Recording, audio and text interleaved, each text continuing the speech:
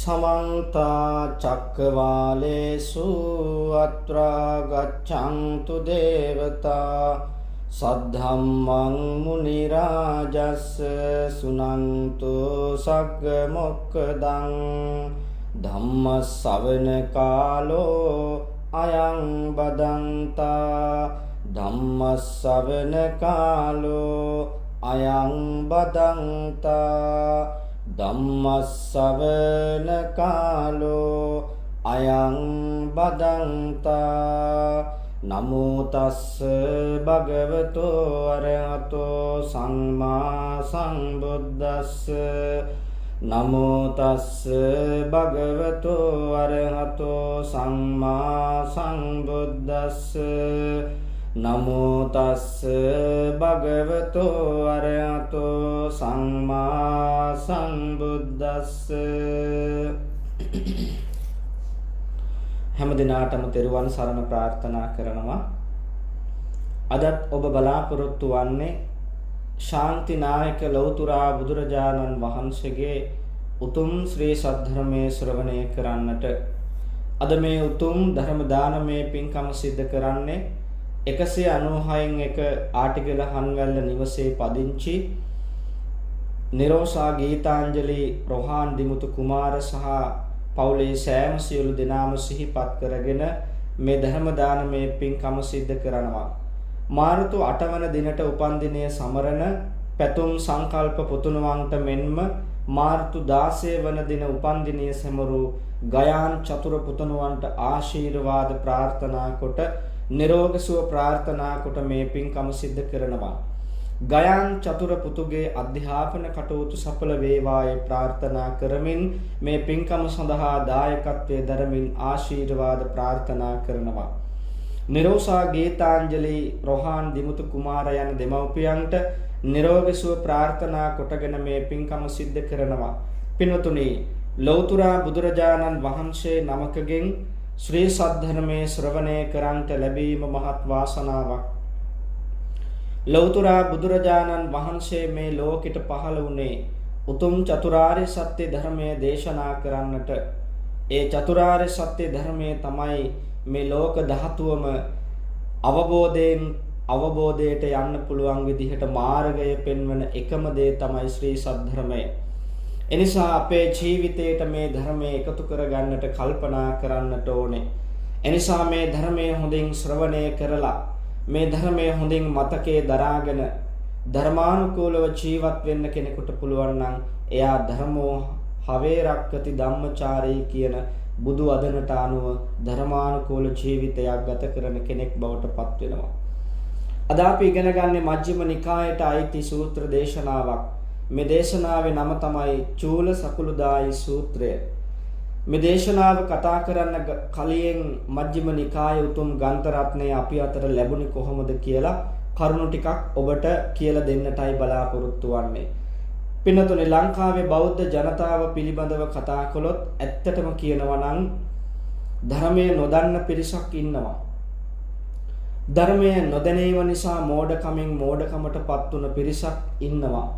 ඉරහඳ වගේ පැහැදිලි දෙයක් තමයි පින්වතුනි, අතරමං වෙච්ච පිරිසක් මේ ධර්මයට ආපු නැති පිරිසක් මේ ලංකාවේ ඕන තරම් ඉන්නවා. ඉතින් ඒ විදිහට කෙලවරක් නැති අතරමං වීම වලට ගොදුරු වෙලා තියෙන ධර්මයේ පිළිබඳව නිර්වෘල් අවබෝධයක් නැතිකම නිසාමයි. එහෙම නැතුව ඉබේ සුදු වුණ දෙයක් නෙමෙයි. අධර්මවාදීන් කියාගෙන යන කතාවල් තමයි. පොතපත කියවන්න ඕන නැහැ. භාවනා කළාම ඇති. එතකොට ධර්මයේ භාවනාවෙන් මතුවලා එනවා කියලා මේ වගේ දේවල් කියනවා. මේවා සම්පූර්ණම අසත්‍යයක්, අධර්මයක්. එහෙම වෙනවා නම් අපි තෙරුවන් සරණ යන්න අවශ්‍ය වෙන්නේ නැහැ පින්වතුනි. එනිසා බුදු කෙනෙක් මේ ලෝකෙට පහළ වෙන්න අවශ්‍ය නැහැ. එහෙමනම් දැන් අපි දන්නවා ඉන්දියාවේ භාවනා කරන අය දහස් ගණන් ඉන්නවා.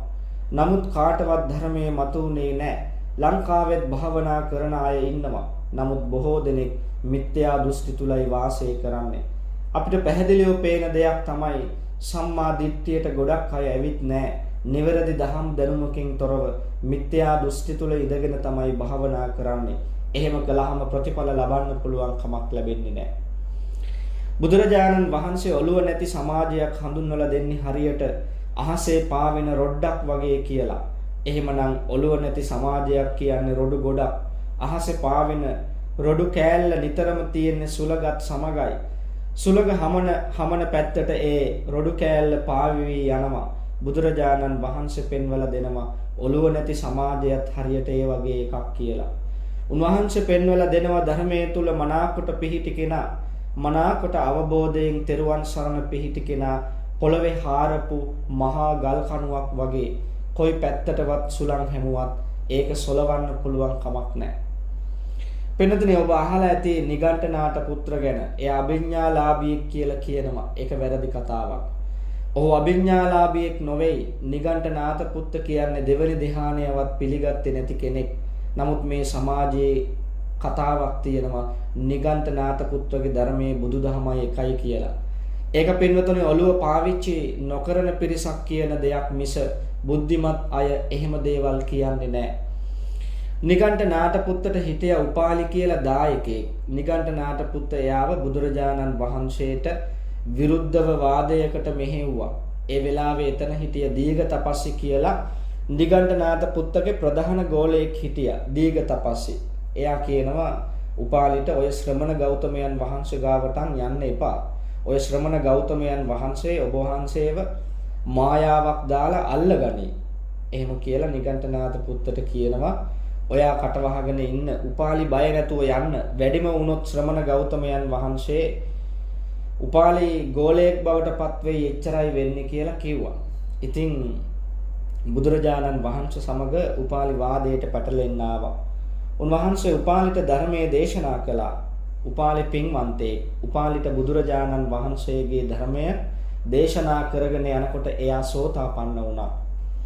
සෝතාපන්න වෙලා තෙරුවන් සරණ ගිය ශ්‍රාවකයෙක් වුණාට පස්සේ බුදුරජාණන් වහන්සේ වදාලා ඔබ කල්පනා කරලා තීරණ ගන්න. එහෙම කිව්වහම ස්වාමීනි මම ඔබ වහන්සේ විතරයි සරණ යන්නේ කියලා එයා කියනවා. වෙන කවුරුවත් මම සරණ යන්නේ නැහැ. තෙරුවන් සරණ ගියා. මම ඔබ වහන්සේ සරණ ගියේ කියලා උපාලි බුදුරජාණන් වහන්සේට කිව්වා. ඒ වෙලාවේදී බුදුරජාණන් වහන්සේ උපාලිට වදාලා පින්වත් උපාලි ඔබගේ මාලිගාව පෑන් පොකුණු වගේ නිගණ්ඨ ශ්‍රාවකයින්ට පරණ විදිහටම සලකන්න. උපාලිගේ සේවකයින්ට නිගණ්ඨනාථ පුත් ආවොත් දන් දෙන්න කියලා කියන්න ඔබ තෙරුවන් සරණ ගියාට ඔබ ඒ අයටත් ඒ විදිහටම සලකන්න කියලා බුදුරජාණන් වහන්සේ මේ උපාලිට අනුශාසනා කළා. ඊට පස්සේ දීඝ තපස්ස කියන ගෝලයා එයා කියනවා කෝලහාර කරන්න පටන් ගන්නවා. බුදුරජාණන් වහන්සේ සරණ ගිහිල්ලා ඉන්නේ උපාලි. දැන් නිගණ්ඨනාථ පුත්ගේ ශ්‍රාවකෙක් නෙමෙයි උපාලි කියලා කලබල කරන්න පටන් ගත්තා. උපාලි හම්බ වෙන්න මාලිගාවට ගියා. වෙනදට නිගණ්ඨනාථ පුත්ත එනකොට උපාලි එයා කරේ තියෙන පොඩි ලේන්සුව අතට අරගෙන දුවල ගිහිල්ලා වාඩි වෙන්න කියලා මාලිගාවේ තියෙන ලොකුම ආසනය පිළියෙල කරනවා. අල්ලගෙන ගිහින් තෙල් කලයක් පාත් කරනවා වගේ හිටගෙන අල්ල තමයි වාඩි කරවන්නේ. ඉතින් උපාලි දැන් සෝතාපන්න වෙලා නිසා නිගණ්ඨනාථ පුත්තට ඒ විදිහට සලකන්ට සූදානම් නැහැ.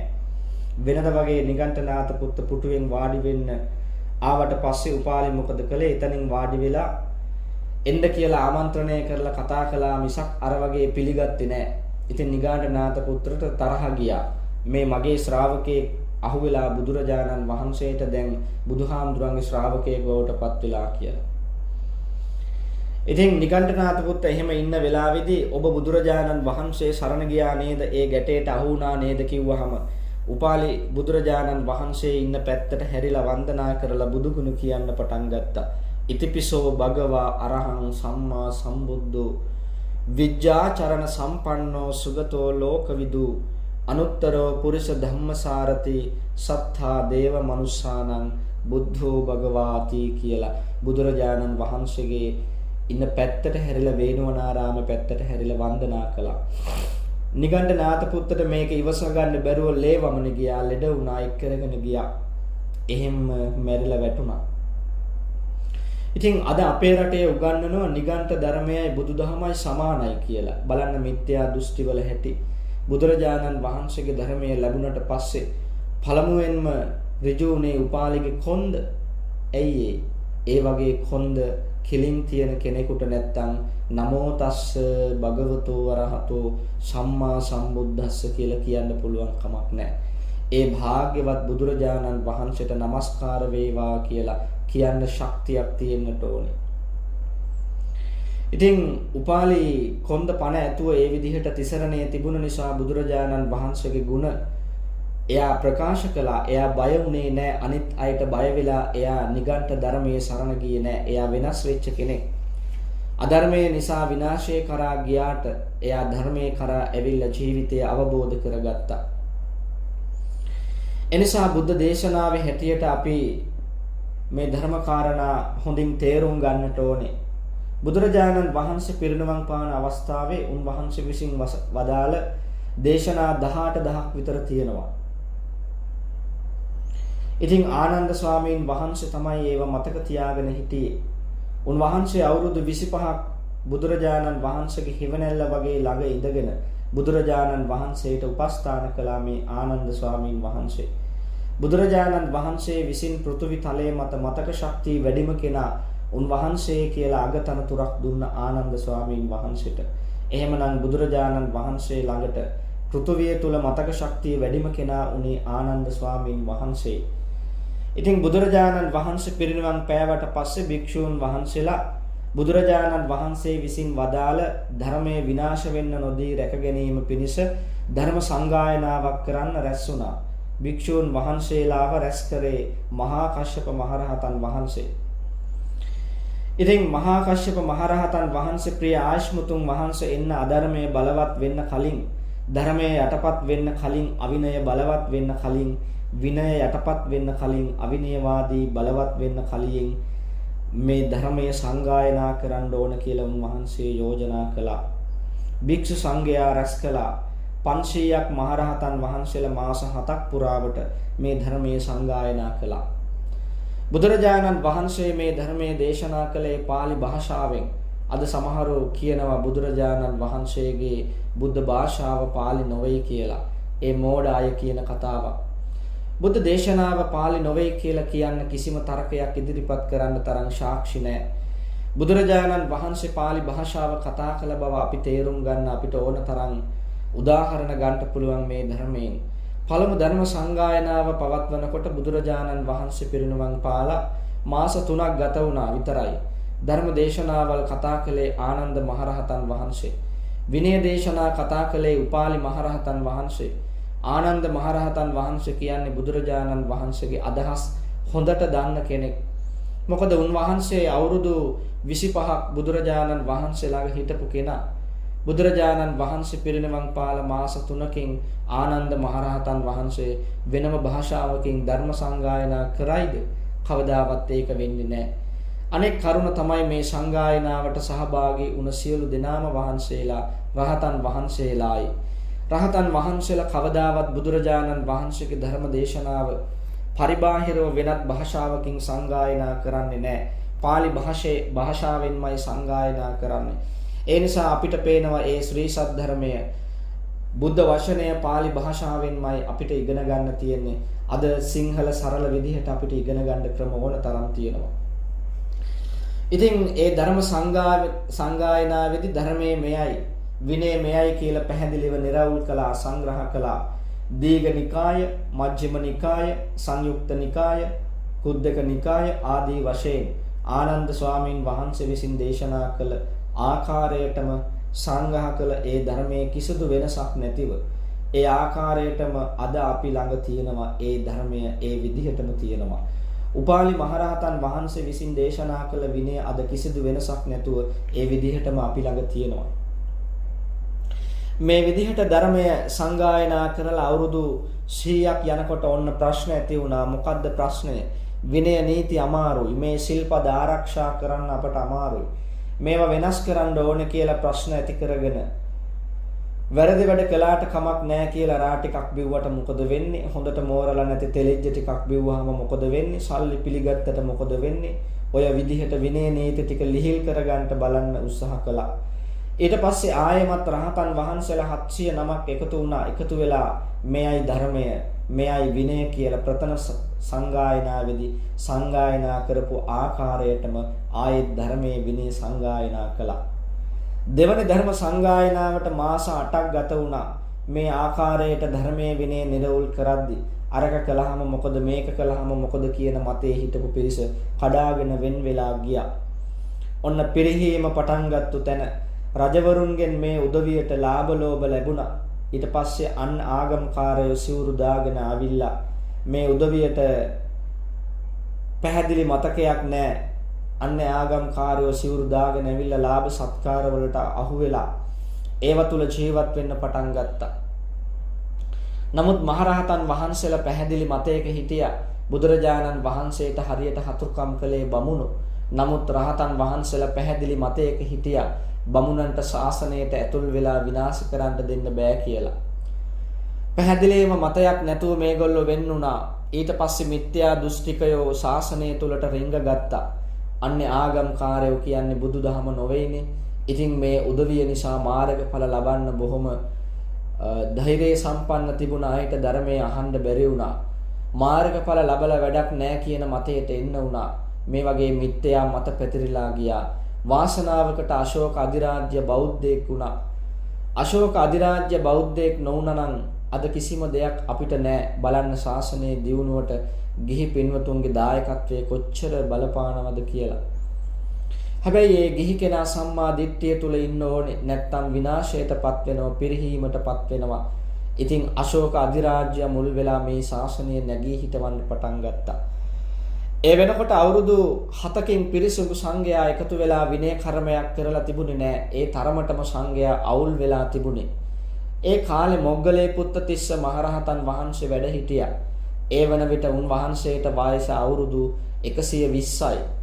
වයස අවුරුදු 120 දී උන්වහන්සේගේ මූලිකත්වයෙන් රහතන් වහන්සේලා එකතු වෙලා ආයමත් ධර්ම සංගායනාවක් කළා. මෙයයි ධර්මය, මෙයයි විනය කියලා නැවතත් ධර්මයේ නිරවුල් කොට තැබුවා. අශෝක අධිරාජ්‍යයේ පුතා මිහිඳු කුමාරයා මොග්ගලේ පුත්තතිස්ස මහරහතන් වහන්සේ ළඟ මහාන වුණා. මහාන වෙලා අවුරුදු 3කින් අරහත්වයටපත් වුණා. බලන්න එතකොට මිහිඳු හාමුදුරුවන්ට මොනතරම් නිවැරදි උපදේශයක් ලැබිලාද තියෙන්නේ. උන්වහන්සේ අවුරුදු 3ක් තුල මේ ධර්මයේ සම්පූර්ණයෙන්ම කටපාඩම් කරගත්තා. ඒ කාලේ අධ්‍යාපනය කොතරම් ප්‍රබලයිද කියලා බලන්න. දැන් අපිට නම් ධම්මපදයේ එක ගාථාවක් මතක තියාගන්න කොච්චර අමාරුද. අවුරුදු 3ක් තුල මුළු ධර්මයේ විනයම සම්පූර්ණ මතක තියාගන්නවා කියන්නේ මොනතරම් ආශ්චර්යවත් දෙයක්ද. බලන්න ඒ රහතන් වහන්සේලාගේ ඉගෙනවීම් වල ක්‍රමය වර්තමාන බටහිර අධ්‍යාපන ක්‍රමය අතර මොනතරම් වෙනසක් තියෙනවද ඒවා අතර බලද්දී. ධර්ම ප්‍රචාර කටයුතු වලට මිහිඳු මහරහතන් වහන්සේ ලංකාවට වැඩම කළේ හිස් අතින් නොවේ පින්නතුනේ. සියලුම බුද්ධ වචනේ දරාගෙනයි වැඩම කළේ. වැඩම කරලා ලංකාවේ ජනතාවට ධර්මයේ දේශනා කළා. බුදුරජාණන් වහන්සේ අවසර දීලා තියෙනවා Taman යම්කිසි පළාතකට ගියාම ඒ පළාතේ භාෂාවෙන් ධර්මයේ කතා කරන්න කියලා. ඒකට කියනවා ස්වකීය නිරුක්තිය කියලා. මිහිඳු මහරහතන් වහන්සේ ලංකාවට වැඩම කරලා පාලි භාෂාවෙන් ධර්මයේ දේශනා කළා.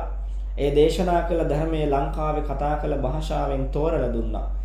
ඒ කාලේ ලංකාවේ භාවිතා වුණේ දීප භාෂාව. පාලි කොටස වෙනම ඉගෙනගෙන දීප භාෂාවෙන් අර්ථ තෝරලා දුන්නා. ඒවට කියනවා පින්වතුනි හෙළ අටුවා අට කතා කියලා. ඉතින් ඔය විදිහට මිහිඳු මහරහතන් වහන්සේ විසින් ලංකාවේ බුද්ධ ශාසනය ස්ථාපිත කරලා ලංකාවේ ස්වාමින් වහන්සේලාට ධර්මයේ විනය සම්පූර්ණයෙන්ම ඉගැන්නුවා. ලංකාවේ ස්වාමින් වහන්සේලාටත් එම ධර්මයේ විනය පාලි භාෂාවෙන්ම කටපාඩමින් දරාගෙන ආවා. ඔහොම කාලයක් යනකොට දුර්භික්ෂ ඇවිදින් රහතන් වහන්සේලා දිගින් දිගටම පිරිනවන් පාන්ට ගත්තා.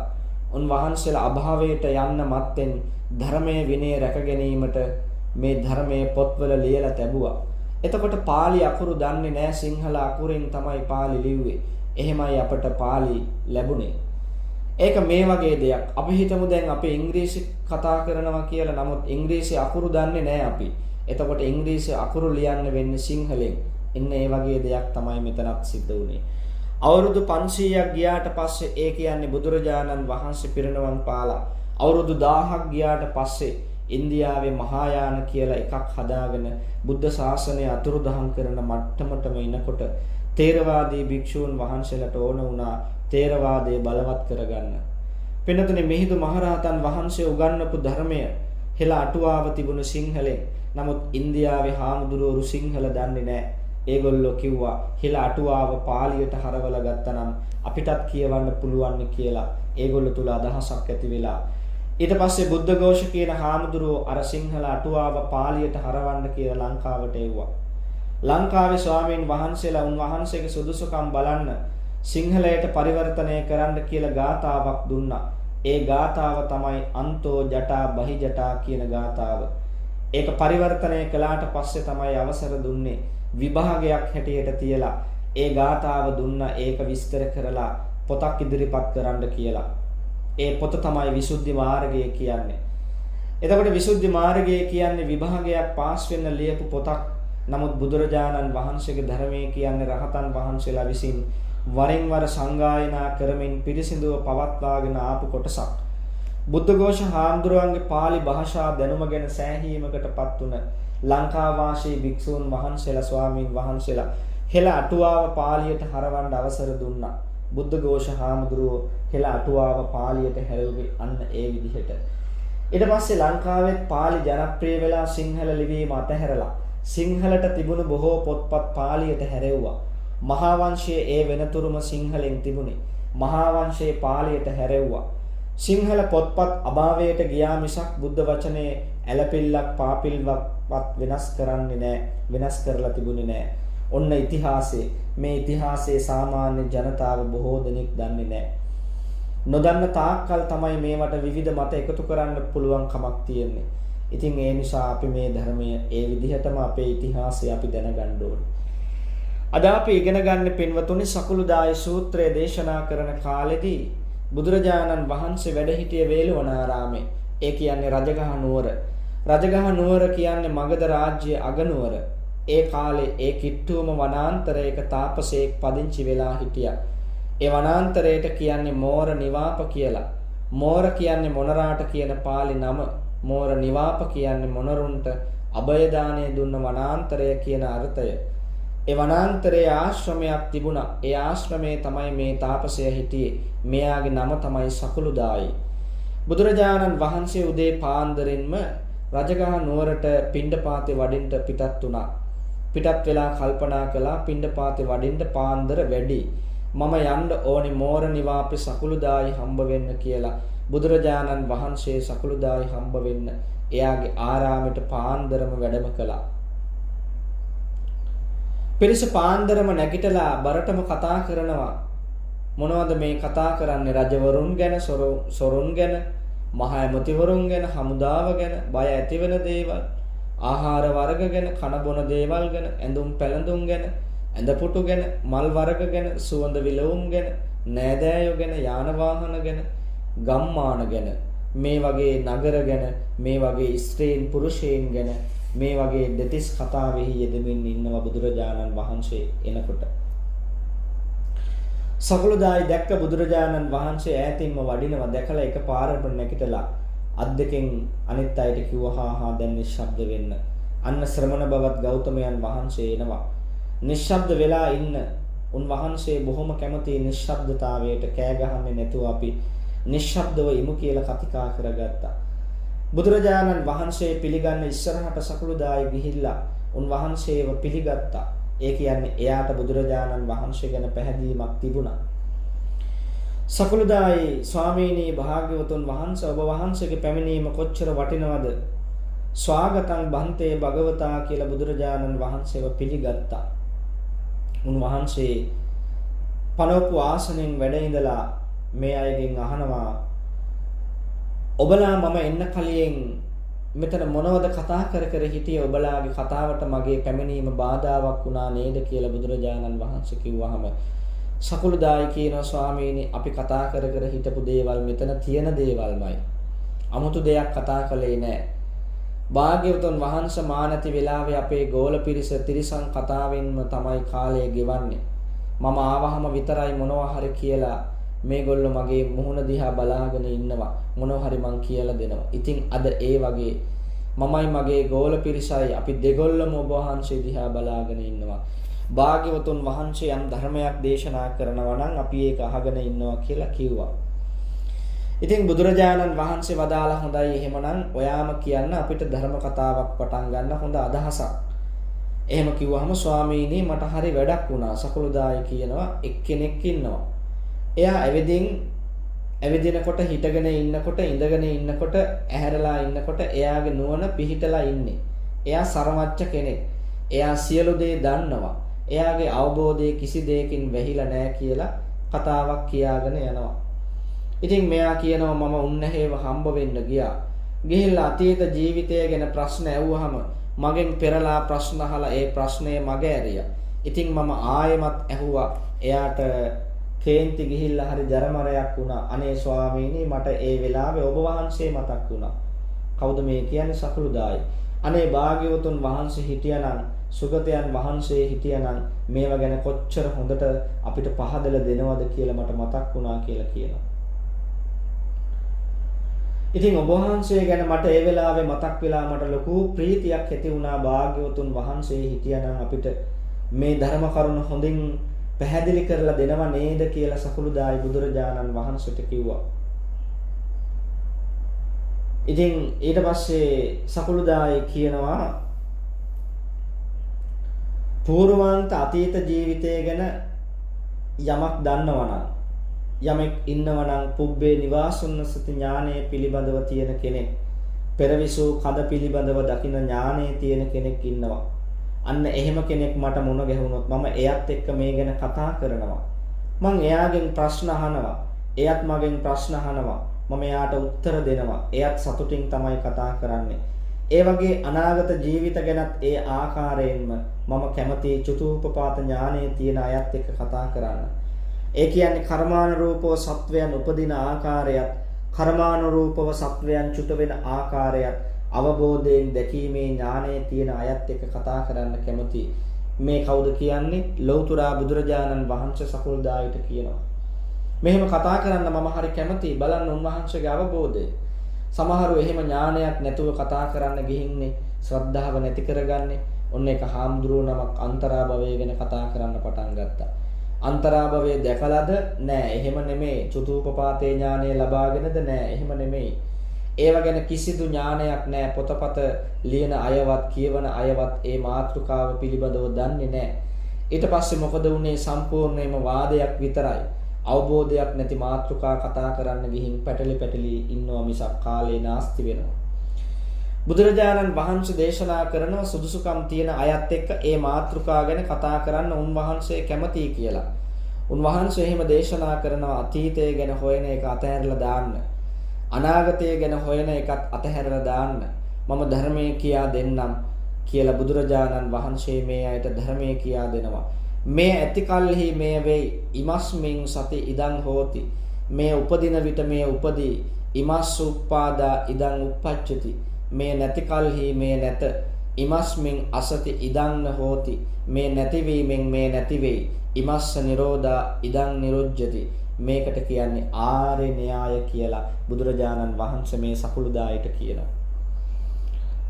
මේ ආර්ය න්‍යාය සූත්‍ර කීපයක වරින් වර පැහැදිලිව විස්තර කරපු තැන් තියෙනවා. පංච බය වේර සූත්‍රේ පටිච්ච සමුප්පාදය නුවණින් අවබෝධ කරගන්න ක්‍රමය පැහැදිලිව විස්තර කරලා තියෙනවා. මේ ඇති කල්හි මේ වෙයි ඉමස්මින් සති ඉදං හෝති. අවිද්‍යාව ඇති කල්හි සංස්කාර වෙයි. සංස්කාර ඇති කල්හි විඥාණය වෙයි. විඥාණය ඇති කල්හි නාම රූප වෙයි. නාම රූප ඇති කල්හි සලආයතන වෙයි. සලආයතන ඇති කල්හි ස්පර්ශය වෙයි. ස්පර්ශය ඇති කල්හි විඳීම වෙයි. විඳීම ඇති කල්හි ඇලීම වෙයි. ඇලීම ඇති කල්හි ග්‍රහණය වීම වෙයි. ග්‍රහණය වීම විපාක පිණිස කර්ම සකස් වීම සිදු වෙනවා. විපාක පිණිස කර්ම සකස් වීම ඇති කල්හි ඉපදීම සිදු වෙයි. ඉපදීම ඇති කල්හි ජරා මරණ ශෝක පරිදේව දුක් දුම්නස් සියල්ලම හට ගන්නවා. ඊළඟ එක තමයි මේ උපදින විට මේ උපදී කියලා කියන්නේ ඉමස් උප්පාදා ඉදං උප්පජ්ජති. එහෙමනම් අවිද්‍යාව උපදිනකොට සංස්කාර උපදිනවා. සංස්කාර උපදිනකොට විඥානය උපදිනවා.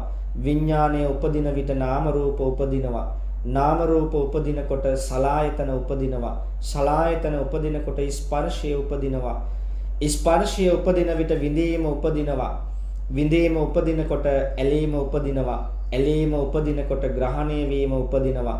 ග්‍රහණය වීම උපදිනකොට විපාක පිණිස කර්ම සකස් වෙනවා. විපාක පිණිස කර්ම සකස් වීම මුල් කරගෙන ඉපදීම සිදු වෙනවා. ඉපදෙනකොට ජරා මරණ ශෝක පරිදේව දුක් දුම්නස් සියල්ලම සිද්ධ වෙනවා. ඊළඟ එක තමයි මේ නැති කල්ලි මේ නොවේ ඉමස්මින් අසති ඉදන්න හෝති අවිද්‍යාව නැති කල්ලි සංස්කාර නැත. සංස්කාර නැති කල්ලි විඥානේ නැත. විඥානේ නැති කල්ලි නාම රූප නැහැ. නාම රූප නැති කල්ලි සලආයතන නැහැ. සලආයතන නැතිකොට ස්පර්ශය නැහැ. ස්පර්ශය නැතිවීමෙන් විඳීම නැහැ. විඳීම නැතිවීමෙන් ඇලීම නැති වෙනවා. ඇලීම නැතිවීමෙන් ග්‍රහණය වීම නැති වෙනවා. ග්‍රහණය වීම නැතිවීමෙන් විපාක පිණිස කර්ම සකස් වෙන්නේ නැහැ. විපාක පිණිස කර්ම සකස් වීම මුල් කරගෙන ඉපදීම සිදුවන්නේ නැහැ. ඉපදීම නැහැ කියන්නේ ජරා මරණ ශෝක පරිදේව දුක් දුම්නස් සියල්ලම නැහැ කියන කාරණාවයි මේන් පැහැදිලි වන්නේ. ඊළඟට බුදුරජාණන් වහන්සේ තව එකක් විස්තර කරනවා මේ නැතිවීමෙන් මේ නැතිවේ. ඉමස්ස නිරෝධා ඉදං නිරුජ්ජති. ආර්ය න්‍යාය තුල මේක තමයි සිද්ධ වෙන්නේ. අවිද්‍යාව නැතිවීමෙන් සංස්කාර නැති වෙලා යනවා. සංස්කාර නැතිවීමෙන් විඥානය නැති වෙලා යනවා. විඥානය නැතිවීමෙන් නාම රූප නැති වෙලා යනවා. නාම රූප නැතිවීමෙන් සලආයතන නැති වෙනවා. සලආයතන නැතිවීමෙන් ස්පර්ශය නැති වෙනවා. ස්පර්ශය නැතිවීමෙන් විඳීම නැති වෙනවා. විඳීම නැතිවීමෙන් ඇලීම නැති වෙනවා. ඇලීම නැතිවීමෙන් ග්‍රහණය වීම නැති වෙනවා. ග්‍රහණය වීම නැතිවීමෙන් විපාක පිණිස කර්ම සකස් වෙන එක නැති වෙනවා. විපාක පිණිස කර්ම සකස් වීම නැති කරගෙන ඉපදීම නැති වෙලා යනවා. ඉපදීම නැහැ කියන්නේ ජරා මරණ ශෝක වැළපීම් කිසිවක් නැහැ කියන එකයි. ඉතින් මෙහෙම බුදුරජාණන් වහන්සේ සකුළුදායිටත් පිරිසටත් කිව්වහම ඒ අයට තේරුනේ නැහැ මේක. ඉතින් බුදුරජාණන් වහන්සේ ළඟට ගිහිල්ලා බුදුරජාණන් වහන්සේ කියනවා අතීතය අතහරින්න. නමුත් ඒක ඒගොල්ලන්ට තේරෙන්නේ නැහැ. අනාගතය අතහරින්න ඒක තේරෙන්නෙත් නැහැ. ධර්මයේ දේශනා කරනවා ඒක තේරෙන්නෙත් නැහැ. මොකද කරන්නේ? මට මෙහෙම කිව්වනම් මම කියනවා අනේ ස්වාමීනි භාග්‍යවතුන් වහන්සේ මට තේරෙන්නේ නැහැ අවබෝධ වෙන විදිහට කියලා දෙන්න කියලා මේ සකුළුදායි බුදුරජාණන් වහන්සේට කියනවා. බුදුරජාණන් වහන්සේට මේ සකුළුදායි කියනවා ස්වාමීනි ඔබ වහන්සේ කිව්ව කතාව ඇත්ත. මම පෙර ජීවිත ගැන දන්නේ නැහැ. මේ ජීවිතයේ අතීතය මතක නැති එකේ මං කොහොමද අතීත ජීවිත සිහි කරන්නේ? අනේ ස්වාමීනි මට චතුූපපාත ඥානෙ නැහැ. මට එක പ്രേත දණ්ඩෙක්වත් පේන්නේ නැහැ. මට මිනිස්සු මැරිලා උපදින විදිහ පේන්නේ නැහැ. මට චතුූපපාත ඥානයක් නැහැ. ස්වාමීනි ඔබ වහන්සේ කියනවා අතීතය අතහරින්න කියලා. අනාගතයත් අතහරින්න කියලා කියනවා. නමුත් අතීතය ගැන ප්‍රශ්න කර කර ඉන්න එක අතහරින්නේ කොහොමද? අනාගත ජීවිතය ගැන තියෙන ප්‍රශ්න අතහරින්නේ කොහොමද? ඒ නිසා ස්වාමීනි ඔබ වහන්සේ මේක මට පැහැදිලි කරලා දෙන්න මේක තේරෙන්නේ නැහැ ස්වාමීනි කියලා නැවත මේ සකුළුදායි බුදුරජාණන් වහන්සේට කියනවා. ඊට පස්සේ මෙයා අහනවා බුදුරජාණන් වහන්සේගෙන් ස්වාමීනි මම අපේ ආගමේ ප්‍රශ්නයක් ඔබ වහන්සේගෙන් අහන්නද? ඒ තමයි ස්වාමීනි අපේ ආගමේ උගන්වනවා උතුම්ම පාට තමයි අයං පරමෝ වන්නෝ. උතුම්ම පාට තමයි උත්තරීතර පාට තමයි අපි කැමතිම පාට. ඒ උතුම්ම පාට අපි බොහොම කැමැත්තෙන් අපේ උතුම්ම පාට කියලා අපි ඒක පිළිගන්නවා ස්වාමීනි. මොකක්ද ඒකේ තේරුම කියලා බුදුරජාණන් වහන්සේගෙන් අහනවා. බුදුරජාණන් වහන්සේ කියනවා මේක දිග්ගැස්සෙන කතාවක්. ඒක හරියට මෙන්න මේ වගේ එකක්. තරුණයෙක් ඉන්නවා. එයා කියාගෙන යනවා එයාට රූප රජිනෙක්ව කසාද බඳින්න ඕන කියලා. එතකොට යාළුවෝ ටික අහනවා ඔයා විවාහ වෙන රූප රජිනේ ඉන්නේ කොහේද කියලා. මෙයා කියනවා දන්නේ නැහැ. රූප රජිනේගේ නම දන්නේ නැහැ. රූප රජිනේ සුදුද කළුද දන්නේ නැහැ. රූප රජිනේ උසද දන්නේත් නැහැ. රූප රජිනේ මිටිද ඒ දන්නේත් නැහැ. ඒ වගේ જાතිය කතාවක් තමයි ඔයාගේ ඔය කතාව කියලා බුදුරජාණන් වහන්සේ මේ සකුළුදායිට කියනවා. සකුළුදායිට මේක රිදෙන්න බුදුරජාණන් වහන්සේ කිව්වට එයාට ඒක තේරුනේ නැහැ. එහෙම නෙමෙයි. ස්වාමීනි රතු පළසක් මැද යම්කිසි මණිකක් තියෙනවා. ඒ මණික බබලනවා. අන්න ඒ පාට තමයි උතුම්ම පාට. අන්නේ පාට තමයි ශ්‍රේෂ්ඨම පාට. ඒක තමයි අපේ පාට.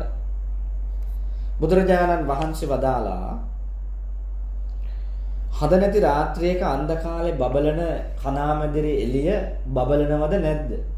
අන්ධකාරයට බබලනවා. සකුළුදායට කියනවා කණාමැදිරි එළිය කියලා අන්ධකාරයේ දිලන කණාමැදිරි එළිය බබලන්නේ කෝකද කියලා. අන්ධකාරයේ ඉන්න කෙනෙක් දිලන පහන් එළිය දිහා බැලුවොත් එයාට පේන්නේ පහන් එළිය තමයි අන්ධකාරය නැති කරන්නේ. කණාමැදිරි එළිය නෙමෙයි. එහෙමනම් අන්ධකාරයේ දිලන පහන් එළිය බබලනවා. අන්ධකාරයේ දිලන ගිනි කඳ බබලනවා. අන්ධකාරයේ දිලන ගිනි කඳේ එළිය බබලනවා. අන්ධකාරයේ පාන්දර දිලන සිකුරු තරුව බබලනවා. සිකුරු තරුව බබලන්නේ පොයදාට පෑයෝ පුන්සඳ වගේ. ස්වාමීනි සිකුරු තරුවට වඩා පුන්සඳ බබලනවා. පොයදාට පායපු ඉර බබලනවා. දවල් කාලේ වලාකුළු නැති අහසේ සූර්යයා දිලෙනවා. ඒක එළිය පරාද කරන හැම එළියක්ම පරාද කරන්නේ මේ සූර්යයාගේ එළියෙන්.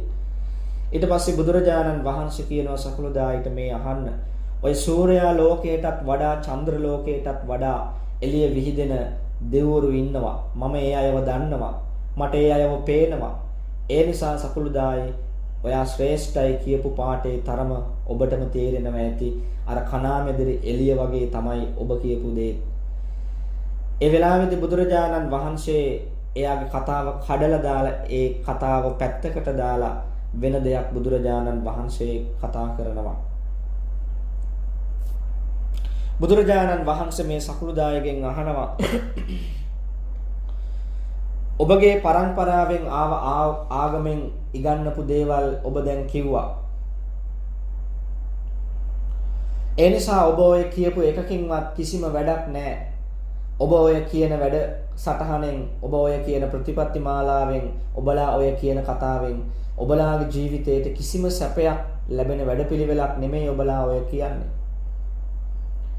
ඒ නිසා ඔබලාගේ ආගමේ තියෙනවද සොරකම් කරන්න ප්‍රාණඝාත කරන්න එපා කියලා? වැරදි කාම සේවනය කරන්න එපා කියලා කියනවද? බොරු කියන්න එපා කියලා කියනවද? මත්පැන් මත්ද්‍රව්‍ය පාවිච්චි කරන්න එපා කියලා කියනවද? තපස් රකින්න එපා කියලා කියනවද? එහෙම කිව්වහම මේගොල්ලන්ට දෙන්න උත්තරයක් නැහැ. බුදුරජාණන් වහන්සේ කියනවා නියම ප්‍රතිපත්තිය තමයි නියම වැඩපිළිවෙල තමයි සතුන් මැරීමෙන් වෙන් වෙලා වාසය කරන්න ඕනේ. ඒ වගේම අනුන්ගේ දේවල් සොරසිතින් ගැනීමෙන් වැළකීලා වාසය කරන්න ඕනේ. වැරදි කාම සේවනයෙන් වැළකීලා වාසය කරන්න ඕනේ. බොරු කීමෙන් වැළකීලා වාසය කරන්න ඕනේ. මත්පැන් මත්ද්‍රව්‍ය භාවිතා කිරීමෙන් වැළකීලා වාසය කරන්න ඕනේ. අන්න ඒ කෙනාට සැප ලැබෙනවා, දුකක් නොලැබී යනවා. දුක නැති වෙලා සැප ලැබෙන්න පටන් ගන්නවා. යම් කිසි කෙනෙක් ප්‍රාණඝාතයෙන් වළකිනවා නම් එයාට සැප ලැබෙනවා. යම් කිසි කෙනෙක් සොරකමින් වැළකීලා ඉන්නවා නම් එයාට සැප ලැබෙනවා. යම් කිසි කෙනෙක් වරදවා හැසිරෙන්නේ නැතුව කාමසේවනයේ හැසිරෙන්නේ නැතුව එයා ඒ සිල්පද ආරක්ෂා කරනවා නම් එයා සැප විඳිනවා. බොරු කීමෙන් වැළකීලා ඉන්න කෙනා සැප විඳින කෙනෙක්. මත්පැන් මත්ද්‍රව්‍ය භාවිතාවෙන් වැළකීලා ඉන්න කෙනා සැප විඳින කෙනෙක්. බුදුරජාණන් වහන්සේ වදාලා ඒකාන්ත සැපයක් කියලා කිව්වේ ඔන්න ඕකට. සැප දුක මිශ්‍ර වෙලා තමයි අපේ ජීවිතය ගත කරන්නේ. එහෙම කිව්වහම සකුළුදායි කියනවා භාග්‍යවතුන් වහන්සේ මගේ තරක එකින් එක බිඳලා දානවා. සුගතයන් වහන්සේ අපේ තරක බිඳිනවා කියලා කෑ ගහන්න පටන් ගත්තා. එහෙම කියලා සකුළුදායි කියනවා අපේ ගුරු පරම්පරාවෙන් තමයි අපි ඕව ඉගෙන ගත්තේ. ඔබ වහන්සේ ඒ හැම කාරණාවක්ම එකින් එක කඩලා දානවා කියලා කෑ ගහන්න පටන් ගත්තා. ඊළඟට සකුළුදායි කියනවා එහෙමනම් කියන්න බලන්න ඔබ වහන්සේ ඒකාන්ත සැපයක් කරා යන වැඩපිළිවෙලක් තියෙනවද? ඔව් බුදුරජාණන් වහන්සේ වදාලා ඔව් සකුළුදායි. එහෙම වැඩපිළිවෙලක් තියෙනවා. ඒ තමයි පළවෙනි ධ්‍යානය තුල වාසය කරන්න පුළුවන් කෙනෙකුට. ඒක සැපයක්. දෙවෙනි ධ්‍යානය තුල වාසය කරන්න පුළුවන්. ඒකත් සැපයක්. තුන්වෙනි ධ්‍යානය තුල වාසය කරන්න පුළුවන්. ඒකත් සැපයක්. හතරවෙනි ධ්‍යානය තුල වාසය කරන්න පුළුවන්. ඒකත් සැපයක්. මෙන්න මේව තමයි සැප විඳින මාර්ගය. යම් කිසි කෙනෙක් ජීවිතය තුල සමාධිය ගැන කතා කරනවා නම් ඒ කෙනාට ධර්මයේ තුල ඉන්න කෙනෙක්, ඒ කෙනා ධර්මයේ තුල ඉන්නවා නම් එයා සමාධිය ගැන කතා කරන කෙනා, සමාධියේ ආස්වාදයේ ලබන කෙනෙක්, බුද්ධිමත් කෙනෙක්. ඒ කෙනා එතනින් නවතින්නේ නැහැ. එයාගේ ගුණධර්ම දියුණු කරගන්නවා. බුදුරජාණන් වහන්සේ සකුළුදායිට කියනවා ඒකාන්තයෙන් සැපයක් කරා යන විදිහ දැනගන්න ඕනේ. තවත් ක්‍රම තියෙනවා සැපයට ලං වෙන විදිය. ඒකාන්ත වශයෙන්ම යම් කිසි කෙනෙක්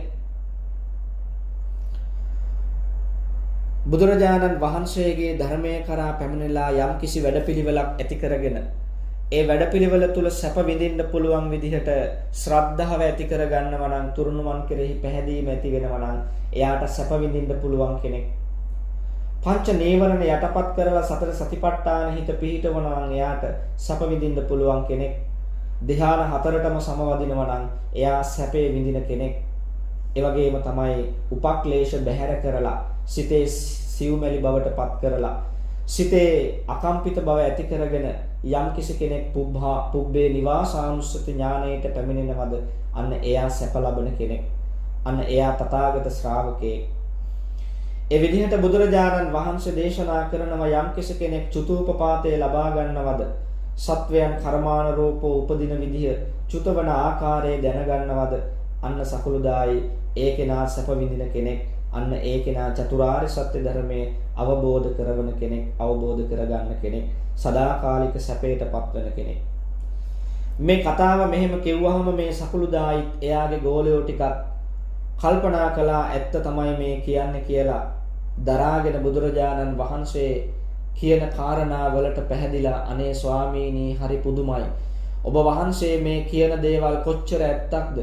හරියට කලුවරේ යන කෙනෙකුට තෙල් පහනක් දැල්ලුවා වගේ ස්වාමීනි අද පටන් මම ඔබ වහන්සේ සරණ යනවා කියලා මේ සකුළුදායි මේ ධර්මයට පැහැදිලා බුදුරජාණන් වහන්සේ සරණ යනකොට බුදුරජාණන් වහන්සේට විරුද්ධව මෙයාට විරුද්ධව ගෝල පිරිස කියනවා අපි ඔබලාගේ ගෝලය ඔබ තව කෙනෙකුගේ ගෝලයක් වෙන්න එපා ඔබ අපේ ගුරුවරයා. ඒ නිසා සකුළුදායිට කියනවා ඔබ තෙරුවන් සරණ යන්න එපා ඔබ අපේ ගුරුවරයා හැටියට වාසය කරන්න කියලා. බලන්න පින්නතුනි බුදුරජාණන් වහන්සේ හම්බ වෙලා ධර්මය අවබෝධ කරගන්නට වාසනාව ලැබිලත් ඒක අවබෝධ කරන්නේ නැති විදිහ. ඒ නිසා මේ සකුළුදායි බණපද අහලා ශ්‍රද්ධාව ඇති කරගෙන එයාගේ ජීවිතය තුළ යමක් අවබෝධ කරගන්න ඕන කියලා හිතුණට අර ගෝල පිරිස හින්දා එයාට ධර්මයේ කරා යන්න ලැබුණේ නැහැ. අන්න බලන්න බුදුරජාණන් වහන්සේ දේශනා කරනවා කාට හරි ජීවිතය තුළ සැප විඳින්න ඕන නම් එයා ශ්‍රද්ධාව ඇති කරගෙන වීරිය ඇති කරගෙන නුවණ ඇති කරගෙන එයාගේ ජීවිතය තුළ ගුණධර්ම ඇති කරගන්න ඕනේ.